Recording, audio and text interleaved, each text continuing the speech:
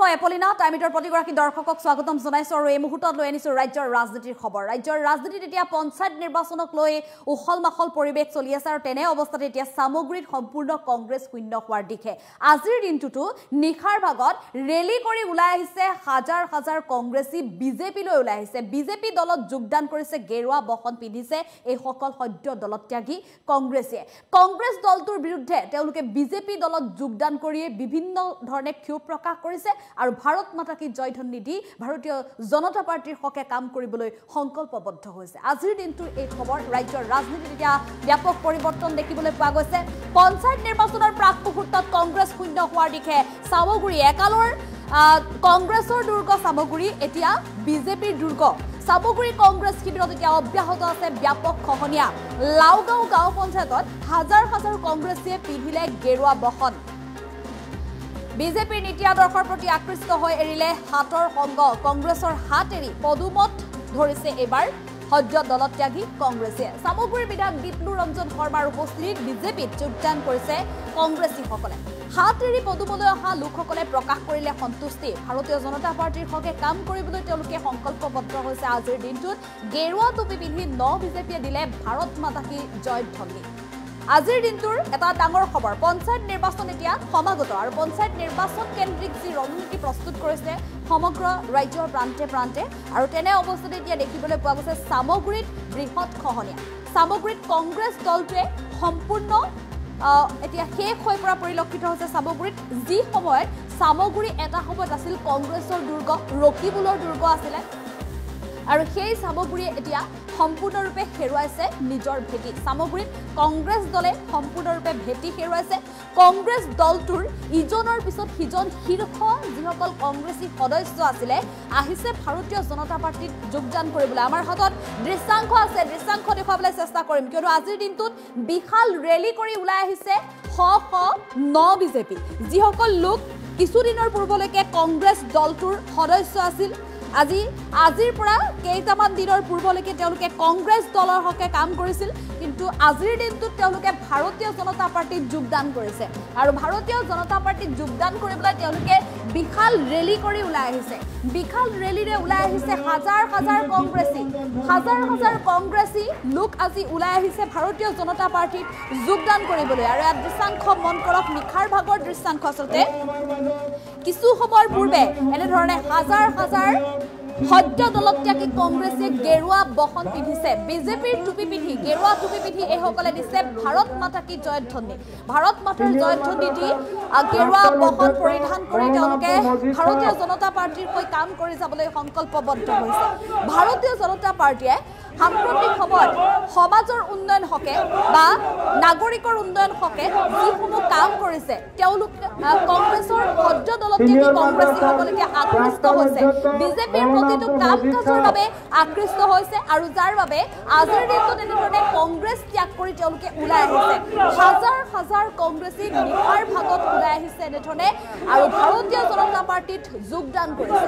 চকুৰে মনিব নোৱাৰা আৰু গণি শেষ কৰিব নোৱাৰা এইসকল কংগ্ৰেছী দেখিবলৈ পোৱা গৈছে। কালিৰ দিনটোলৈকে তেওঁলোকে কংগ্ৰেছ দলৰ হৈ কাম কৰিছিলে, কিন্তু আজি ভাৰতীয় জনতা পাৰ্টিত যোগদান কৰিছে আৰু পঞ্চায়ত নিৰ্বাচনৰ প্ৰাক মুহূৰ্ততে এতিয়া ভেটি উচন হোৱাৰ দিশে সামগ্ৰীত কংগ্ৰেছে এতিয়া সম্পূৰ্ণৰূপে নিজৰ স্থান হেৰুৱাইছে সামগ্ৰীত। আৰু এটা সময়ত সকলোৱে জানে যে সামগ্ৰীত ৰকিবুলৰ দুৰ্গ আছিল আৰু সেই সামগ্ৰীৰ ৰকিবুলৰ দুৰ্গ শেহতীয়াকৈ দেখিবলৈ পোৱা গৈছে খহনীয়া হৈছে, বৃহৎ খহনীয়া। আৰু বৃহৎ খহনীয়াৰ পিছত এতিয়া হাজাৰ হাজাৰ সদ্য দলত্যাগী কংগ্ৰেছীয়ে ৰেলী কৰি নিশাৰ ভাগতে ওলাই আহিছে আৰু ভাৰতীয় জনতা পাৰ্টিত যোগদান কৰিছে। নৱনিৰ্বাচিত বিধায়ক দীপলু ৰঞ্জন শৰ্মাৰ নেতৃত্বত বিশাল যোগদান কাৰ্যসূচী দেখিবলৈ পোৱা গৈছে আৰু এই কাৰ্যসূচীতে হাজাৰ হাজাৰ সদ্য দলত্যাগী কংগ্ৰেছীয়ে পিন্ধিছে গেৰুৱা টুপি আৰু সংকল্প লৈছে ভাৰতীয় জনতা পাৰ্টিৰ হৈ কাম কৰি যাবলৈ।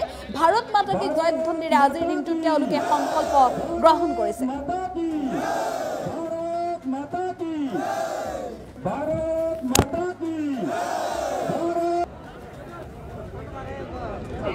সভানেত্ৰী প্ৰাক্তন সভানেত্ৰী লাওগাঁও গাঁও পঞ্চায়েত সুলেমা খাতুন সম্পাদিকা।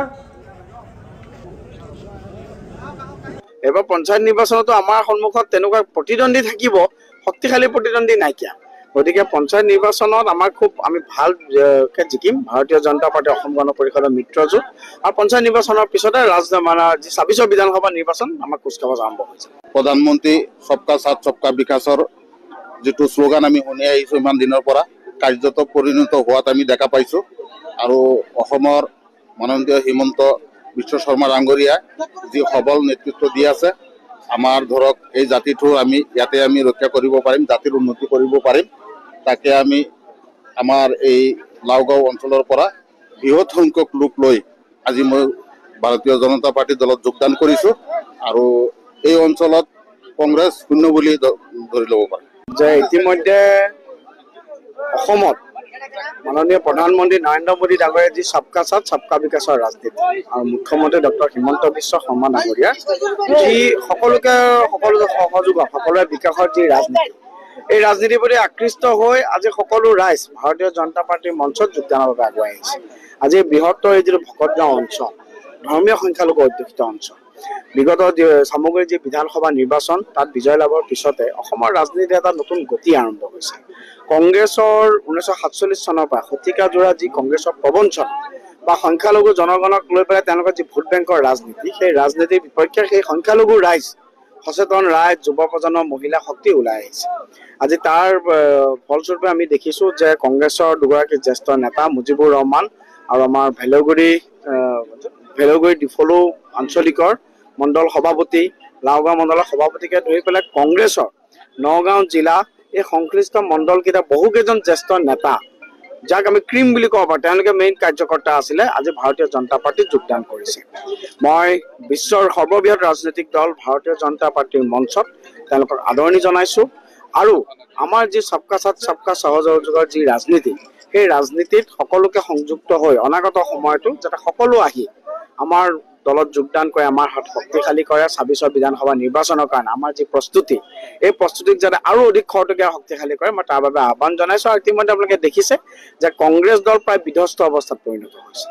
গতিকে ভাৰতীয় জনতা পাৰ্টীৰ নীতি আদৰ্শৰ প্ৰতি আকৃষ্ট হৈ ৰাইজ ওলাই আহিছে, আমাৰ কাৰণেতো শুভ লক্ষ্য। আজি কিমান মানুহ যোগদান কৰিছে? আপোনালোকে দেখিছে প্ৰায় ৫ শতাধিক ১,০০০তকৈ ওপৰ ব্যক্তি আজি ভাৰতীয় জনতা পাৰ্টীত যোগদান কৰিছে। আৰু আন এটা বহুত প্ৰায় ৫ সহস্ৰাধিক আছে ন, আৰু বহুতখিনি মানুহ আছে। আৰু ইতিমধ্যে আমাৰ লিষ্ট আছে, গতিকে সকলোকে আমি জইন কৰাম। কিন্তু আজি আমাৰ মণ্ডল সভাপতি ২জন, মণ্ডলৰ সাধাৰণ সম্পাদক, যুৱ কংগ্ৰেছৰ সভাপতি, পঞ্চায়তৰ প্ৰেচিডেণ্টকে ধৰি পেলাই কংগ্ৰেছৰ যিটো মূল কোৰ টীম আছিল, কোৰ টীমৰ প্ৰায় 95% আজি আমাৰ ইয়াত যোগদান কৰিছে।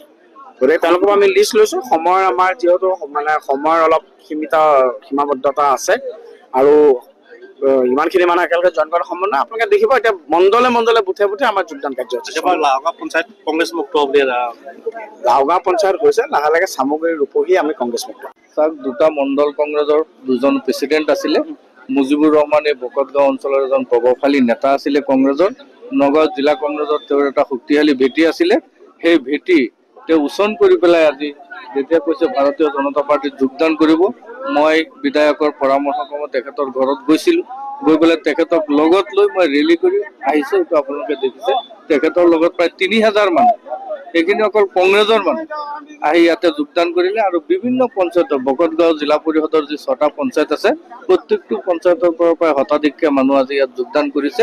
ইয়াতে যিমান মানুহ আছিলে আপোনালোকে জানে, এই বকতগাঁও অঞ্চলত এটা পঞ্চায়তত আমি 500, 300, 400 মান ভোট পাওঁ। ইয়াৰ কংগ্ৰেছে ইয়াত 6,000, 7,000কে এটা পঞ্চায়তৰ পৰা ভোট পায়। এটা নগণ্য সংখ্যক ভোট আমি আগতে ইয়াৰ পৰা পাইছিলোঁ। আজিৰ খবৰ পৰা আমি অনুমান কৰিব পাৰিছোঁ আগৰ যিটো পৰিস্থিতি আছিলে তাৰ ওলোটা ছবি পৰৱৰ্তী পঞ্চায়ত নিৰ্বাচন আৰু বিধানসভা নিৰ্বাচনত আপোনালোকে দেখিবলৈ ভাৰত মাতা কি, ভাৰত মাতা কি, ভাৰত মাতা কি। আমাৰ ডিস্ট্ৰিক্ট প্ৰেসিডেন্ট ৰঞ্জিত দা, অনুৰোধ কৰতেছি